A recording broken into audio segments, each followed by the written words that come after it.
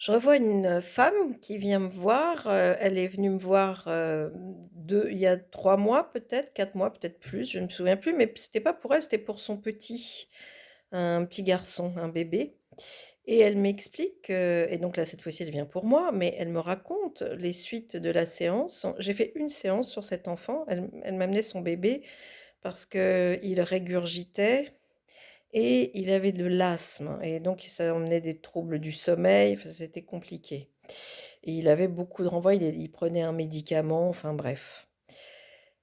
Et donc elle me donne des nouvelles de ce petit et elle me dit, «Suite à la séance, c'était incroyable, plus d'asthme et plus de régurgitation». Voilà, c'est intéressant je trouve.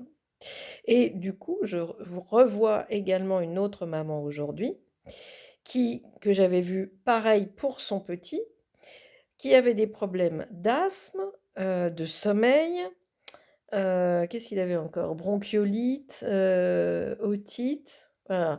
Bronchiolite, asthme, les médecins mettaient l'asthme sur le coup des bronchiolites, voilà et puis, otite et puis problème de sommeil et elle revient me voir pour ce même petit. Une séance, c'était il y a 2 3 mois également.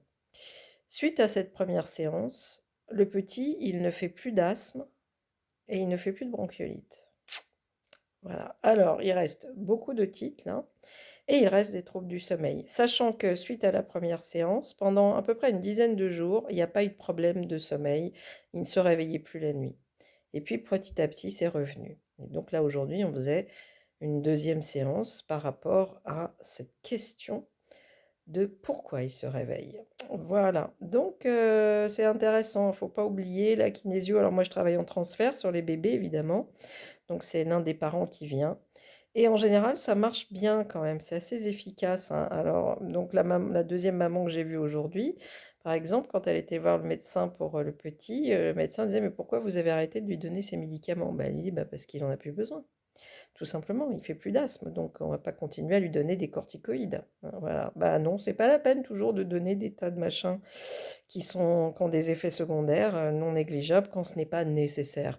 Et avant de partir dans une thérapie à long terme, c'est intéressant d'aller voir les pratiques de médecine naturelle, hein, voilà.